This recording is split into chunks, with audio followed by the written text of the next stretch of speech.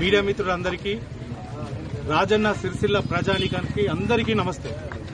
ఈరోజు ముఖ్య విషయం ఏంటంటే, గత వారం 10 రోజుల కింద రాజన్న సిరిసిల్ల డిస్టిక్ లో రేషన్ డీలర్లకు సంబంధించినటువంటి నోటిఫికేషన్ అనేది జారీ చేయబడ్డది.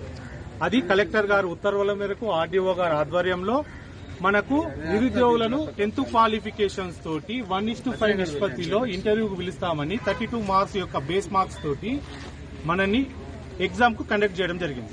ఆ ఎగ్జామ్ కండక్ట్ చేసే ఉద్దేశంలో ఫస్ట్ అప్లికేషన్ ప్రాసెస్ లో తీసుకుంటే పోత్గల్లో రెండు రేషన్ షాపులకు నోటిఫికేషన్ ఉంది.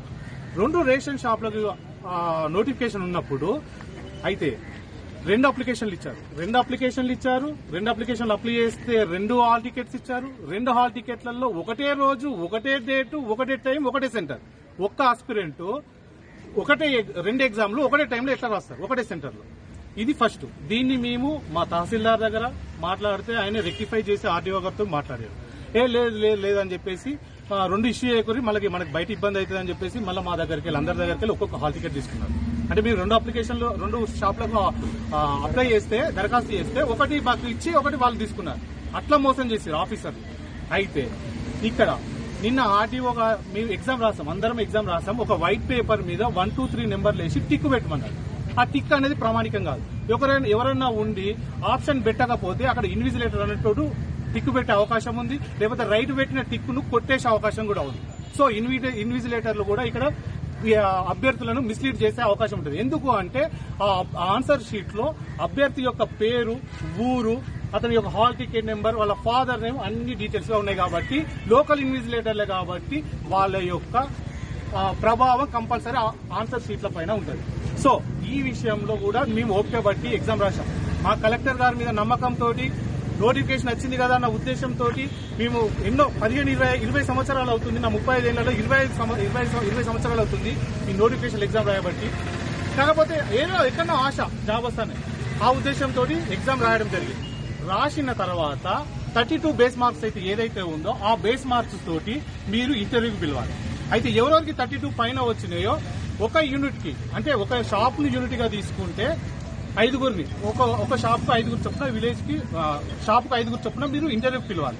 అయితే మార్కుల లిస్ట్ అనౌన్స్ చేయలేదు. వాళ్ళ ఇష్టం ఉన్న 5 వ్యక్తులను పిలుచుకున్నారు. ఈ విషయం పైన నాకు డౌట్ వచ్చింది. నేను ఫస్ట్ లిస్ట్ లోనే, నేను పోత్గల్లో టాప్ మార్కులతోటి నేను ఫస్ట్ లిస్ట్ లోనే నాకు ఇంటర్వ్యూ వచ్చింది. అయినా కానీ నిరుద్యోగులు మోసపోవద్దని చెప్పేసి నేను ఆర్డీఓ గారి దగ్గరకు వచ్చిన 5 గంటలకు.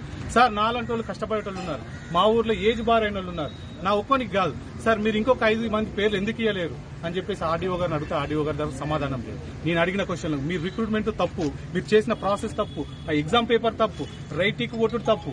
నేను అడిగిన క్వశ్చన్లకు ఆయన దగ్గర సమాధానం లేదు. నేను ఈ ఆర్డీఓ ఆఫీస్ నుంచి బయటకు వచ్చే వరకల్లా మళ్ళీ మా ఊరు నుంచి మళ్ళీ ఒక 5 నేను అడిగిన కాబట్టి మళ్ళీ ఒక 5కి ఈయన ఏదో ఉన్నాడు, ఈయన అడుగుతుండో అని చెప్పేసి మళ్ళీ 5కి మళ్ళీ కాల్ లెటర్ ఇచ్చారు. సరే, ఓకే, కాల్ లెటర్ ఇచ్చారు అని చెప్పేసి వచ్చినాం. అయితే ఇది కలెక్టర్ గారు ఇంపార్టెంట్ విషయం ఏంటంటే, కలెక్టర్ గారు మీ దృష్టిలో ఉండి జరుగుతుందా, మీ దృష్టిలో లేక జరుగుతుందా నాకు తెలియట్లేదు. నిన్ననే మాకున్నటువంటి ఉన్నత సమాచారం ప్రకారం నిన్ననే ఎవరైతే సెలెక్టెడ్ పీపుల్స్ ఉన్నారో సెలెక్టెడ్ పీపుల్స్ దగ్గర రెసిడెంట్ సర్టిఫికేట్, హాల్ టికెట్స్ తీసుకుని సైన్లు తీసుకోవడం ఆర్డీఓ ద్వారా జరిగిందనేది మా దగ్గర సమాచారం ఉంది. దానికి కావాల్సిన మీకు ప్రూఫ్ కావాలంటే కలెక్టర్ గారు మీకు ప్రత్యక్షంగా వచ్చి నేను మీ క్యాబిన్ లో ఇస్తాను, మీకు కావాలంటే చూస్తా అంటే. ఈ పోస్టు కూడా అమ్ముకున్నారనే ఊహాగానంతో మన రాజన్న సిరిసిల్ల డిస్టిక్ చెందినటువంటి ఇన్ఛార్జ్ కాంగ్రెస్ పార్టీ నాయకునికి నేను ఫోన్ చేయడం జరిగింది. నేను కూడా ఒక కాంగ్రెస్ పార్టీ నాయకుడిని, కాకపోతే అంతకుముందు ఒక నిరుద్యోగిని, ఒక మా తల్లిదండ్రుల కొడుకుని. ఆ కుటుంబాన్ని సాకాలే, నా బాధ్యత ఉంది. పార్టీ ఏముంది, వీళ్ళు ఉంటాయి పోతాయి, పదవులు ఉంటాయి పోతాయి, నువ్వు ఉంటావు పోతావు, నా కుటుంబాన్ని సాదుకోవాలన్న ఉద్దేశంతో నేను ఆ వ్యక్తికి నేను ఫోన్ చేస్తే ఆ వ్యక్తి అంటాడు, బరాబర్ మా ఇష్టం ఉన్న వాళ్ళకు, మా పార్టీ వాళ్ళకి ఇచ్చుకుంటా. అన్న, నేను నీ పార్టీ కాదా అని కూడా అడిగిన.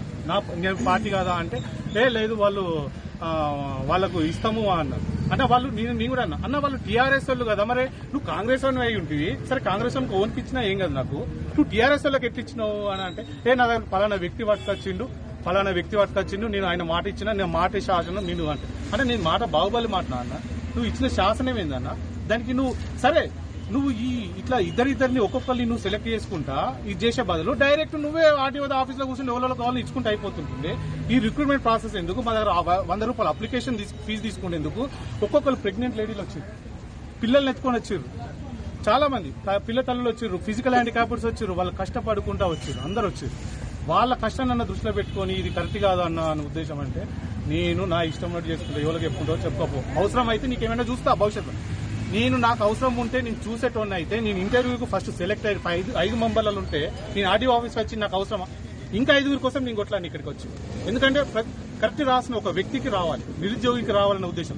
కానీ వీళ్ళు ఏం చేస్తారు ఈ రాజకీయ నాయకులు, వాళ్ళు ఇలా అధికారంలోకి వచ్చినాం, నేను కూడా కాంగ్రెస్ పార్టీ అబ్బా, అధికారంలోకి వచ్చినాం ఇలా మా వాళ్ళకి ఇచ్చుకుంటామనే ఉద్దేశంతో వాళ్ళు ఏం చేస్తారంటే వాళ్ళ సెలెక్టెడ్ పీపుల్స్కి ఇచ్చారు.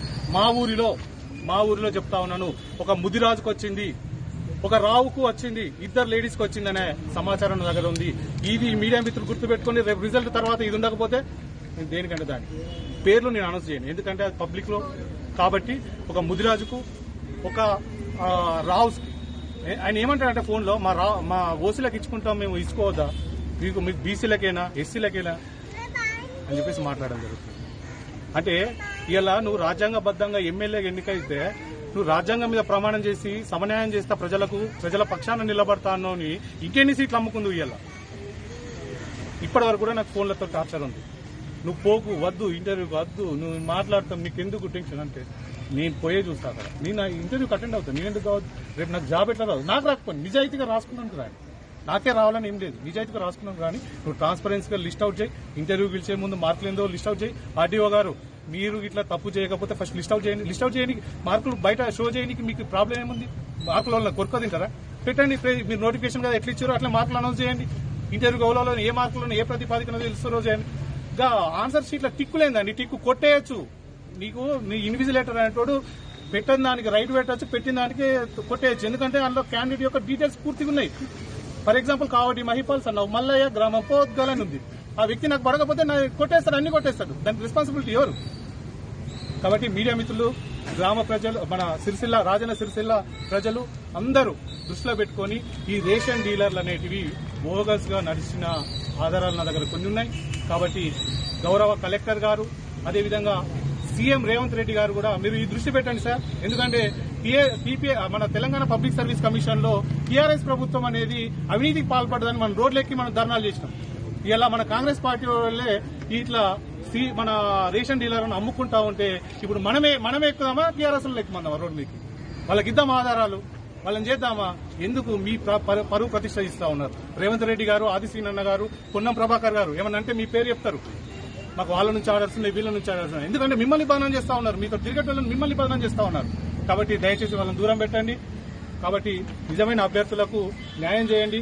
ఈ ఇంటర్వ్యూ అనేది ఆఫ్ చేసి ఫస్ట్ మార్కుల లిస్ట్ అనేది పెట్టిన తర్వాత, ఎవరెవరికి ట్రాన్స్పరెన్సీ వచ్చిన తర్వాత, నీకు మార్కులు అనేది ఎవరెవరికి ఎంత వచ్చినాయో తెలిసిన తర్వాత ఆ టాప్ 5లలో తీసుకోండి, మాకు అభ్యంతరం ఏం లేదు. కాబట్టి దయచేసి మీడియా మిత్రులు, అదేవిధంగా ప్రజలందరూ గమనించి దీన్ని పోస్ట్ పోన్ చేసి నిజమైన నిరుద్యోగులకు న్యాయం చేయవలసిందిగా